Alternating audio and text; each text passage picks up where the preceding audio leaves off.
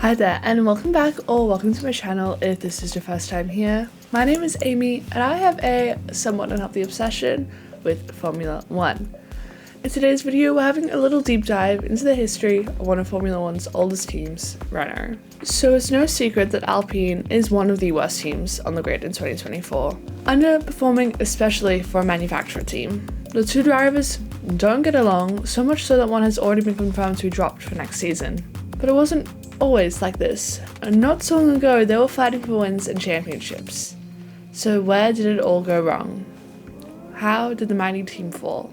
Well, I think it's time we go back to the start, way in the beginning in 1977. I'm actually so kidding, I did not have time to go that far back. Absolutely not. Let's just fast forward a tad bit, okay? Maybe not that far. 1992. Perfect. Just the year I wanted to see. Now, the 1990s in F1, a wildly different time to what we have now. And this also applies to the teams and engines that dominated the time period. No Mercedes, no Red Bull in sight. In fact, it was the Williams-Renault of Nigel Mansell that won the championship this year, shocking everyone by taking the first 5 race wins back-to-back and winning 9 races over the course of the season, becoming the first driver in the history of the sport to do so. Rookie numbers by today's standards, really. The next year it was Alan Prost who took his 4th title for the team, and in 1994, a young and upcoming Michael Schumacher would take the title. This Williams-Renault dominance would continue until 1998 when Mika Hakkinen won for McLaren Mercedes. Now this was Renault's first taste of sweet victory, and also bitter defeat. Something that they would become familiar to in the later years. And yes, there were only engine suppliers at this time, but it wouldn't be too long until they started running their own works team. Enter the early 2000s. The grid is now packed with a new generation of drivers hungry for a win, the likes of Mark Webber, Jenson Button, Felipe Massa, and of course Fernando Alonso. Don't worry, we will get to him later. All rocking stunning Y2K looks, mind you. The year is 2002 when Renault F1 team makes its debut in the sport. After buying out Benetton just a few years prior, they had drivers Jarno Trulli and Jenson Button there to spearhead the team on track. And honestly, the season, not too bad for a rookie team, okay? The team scored a total of 23 points over the course of the season, which I know doesn't sound like a lot, but keep in mind this is Ferrari domination era. The point system's different, so 23, not too shabby whatsoever, placed them in 4th overall. However, it was the next year in 2003 when they started putting the pieces together for that championship winning team, signing the testing and reserve driver Fernando Alonso in replacement of Jenson Button. Even though Jenson technically outscored Jarno Trulli, I'm just saying he was technically the better driver, but that's just me. Now, this actually proved to be an amazing choice, with Fernando Alonso getting the win that year in Hungary, the team's first win since 1983. As like a constructor, not as like a engine supplier, obviously. 2004 would see them fighting for second in that driver's title. However, there was some drama going on behind the scenes, okay? The French, they love the drama, apparently. The relationship between team boss Flavio Briatore and driver Jarno Trulli, it deteriorated quite a bit, resulting in Jarno Trulli being dropped mid-season for Jacques Villeneuve. They didn't go great for the rest of the season, finishing the year down in 4th. However, this all once again proved to be the right choice, as in 2005, they won the first 4 races on the bounce, with Fisichella, the replacement for Jarno Trulli and Jacques Villeneuve technically, winning the first race and Fernando winning the next 3, giving them a lovely buffer in their Constructors and Drivers' Championships for a resurging McLaren to try and beat them. And this did prove really valuable over the course of the season as McLaren grew stronger and stronger. But in the end, Renault was able to secure the title in China, and Fernando Alonso was able to also secure the title back in Brazil. At the time, Fernando Alonso was the youngest ever drivers' champion.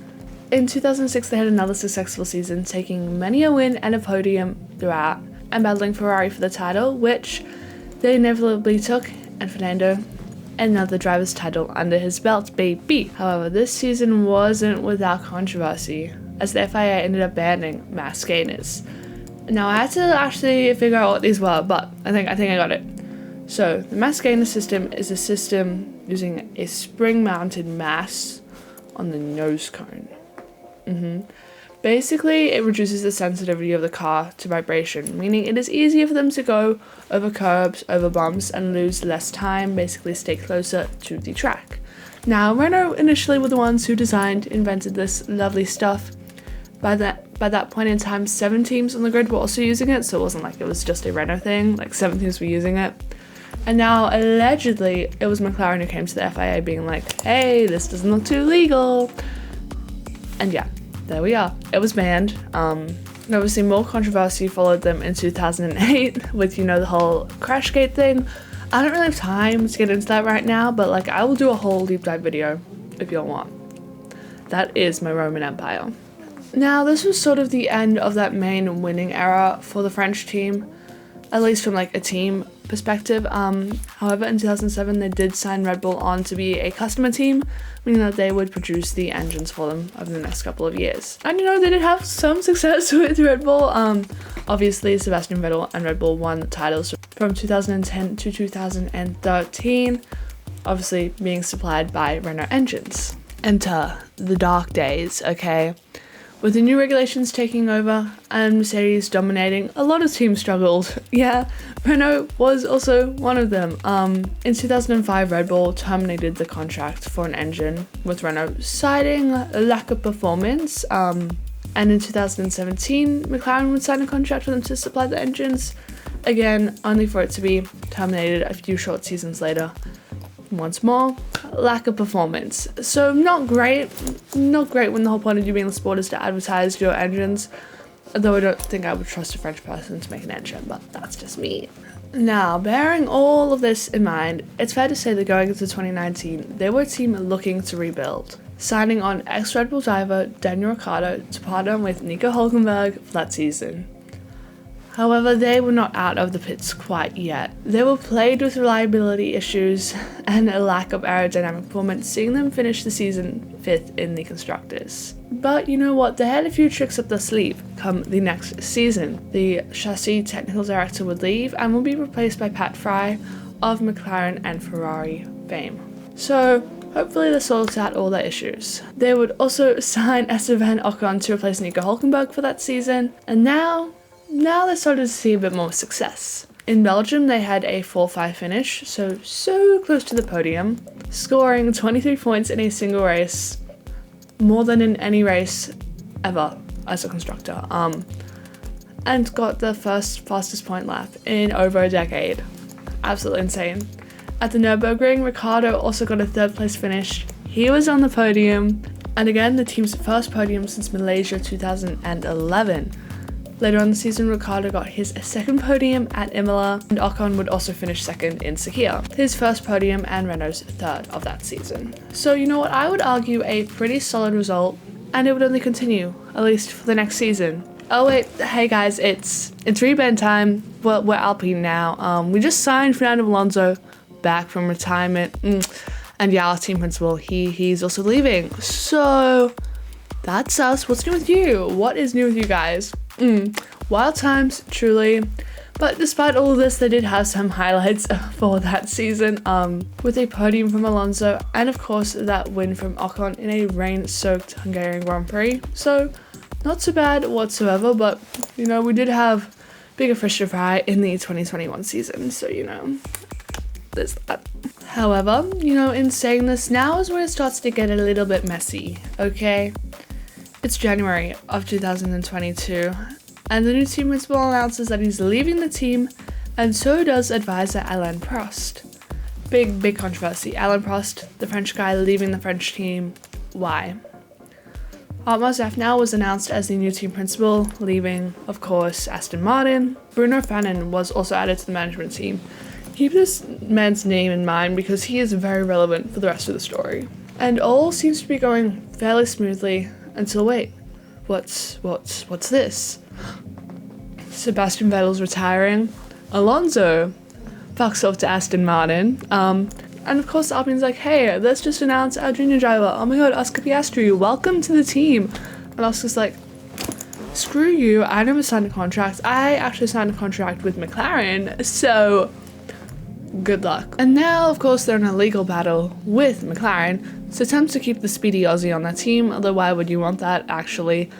They lost. They had no legal grounds there, and Pierre Gasly was announced to the team later that year. Now, Esteban Ocon and Pierre Gasly, both French, all French lineup, French team, fabulous, except that those two drivers publicly do not get along.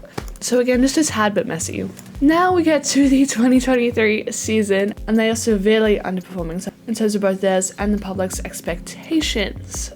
So it's in with a new CEO in Laurent Rossi, who almost immediately drops both the team principal and the technical director from the team, resulting in Pat Fry being like, hey, bye, I'm going to Williams. Alpine finished 6th in the constructors last year, just outside of the top 5, and allegedly the team lost about half a second per lap on average because of that Renault power unit. Big yikes for a team like that. But you know what, at least they didn't come last. Enter this season, where in the opening round they would qualify 19th and 20th for a lost row in the grid lockout. After the race, it was announced that Alpine's technical director and head of aerodynamics were both leaving the team. So again, clearly just change people out, and it doesn't seem to be working too well for them. They wouldn't score a single point until the 5th race of the season in Miami, where Ocon finished in 10th. But the drama this year really kicked off in Monaco, didn't it? Where Ocon crashed into Gasly on the opening lap, resulting in Ocon getting a 5-place grid penalty, and ultimately it being announced that he is dropped from the team for next season. So much drama, and we're not even halfway through the season. Already, there are so many rumors surrounding them, and whilst they have improved, it hasn't been by much. Some of the rumors include them potentially selling the team, or switching engines to something, better than a Renault, which would be nice. But perhaps the one I am most excited for as an Aussie girly, the possibility of Jack Doohan being on the grid next season. He's currently the front runner for that seat, being, the test and reserve driver for Alpine. And you know what? Maybe they learned the lesson from the last time they decided to half sign an Aussie. Yeah, maybe they learned that lesson. Anyway, what do you guys think is going to happen with Renault/Alpine over the next couple of seasons? Do you see them selling the team, getting a new engine? What are your predictions on the driver's lineup? Let me know in the comments down below, and if you liked the video, then like it and press the red button to subscribe for more F1 and motorsport related content. And I'll see you all in the next one. Laters!